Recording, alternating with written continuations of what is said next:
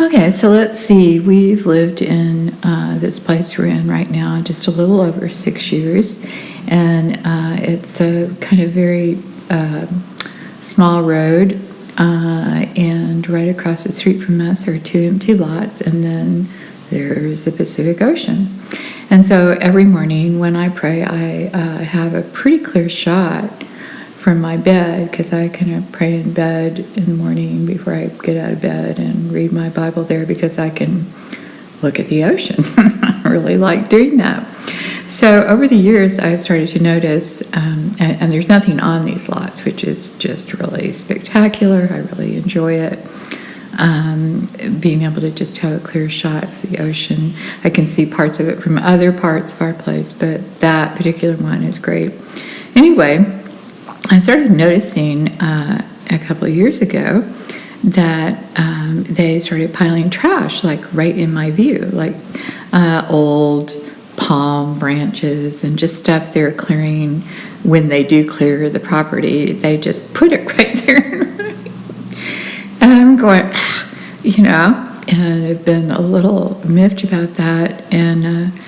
And then I had a dream a few months ago, and I was standing on that piece of property right where that trash was, except there wasn't trash there, and underneath there was a treasure. And so the Lord started speaking to me about people have put trash on your treasure. And this is before I ever heard this from Arthur. He happened to use that same terminology this past weekend in a seminar he did for women.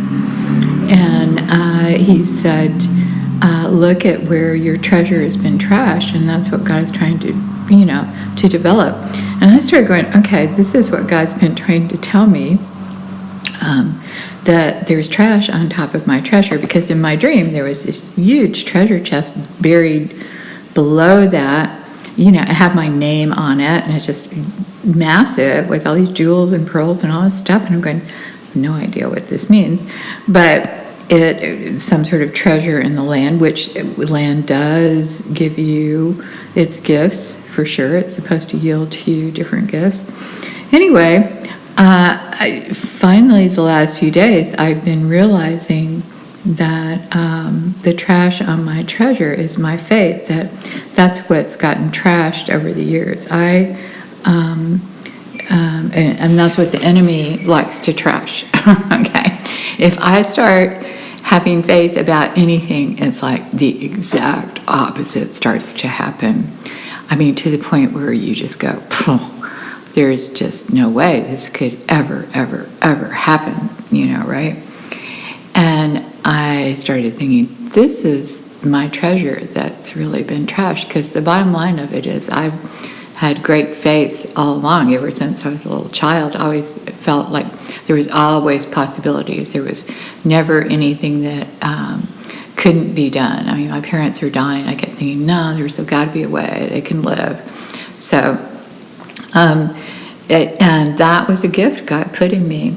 So my point in telling you this is look at whatever treasure has been in you that's been trashed.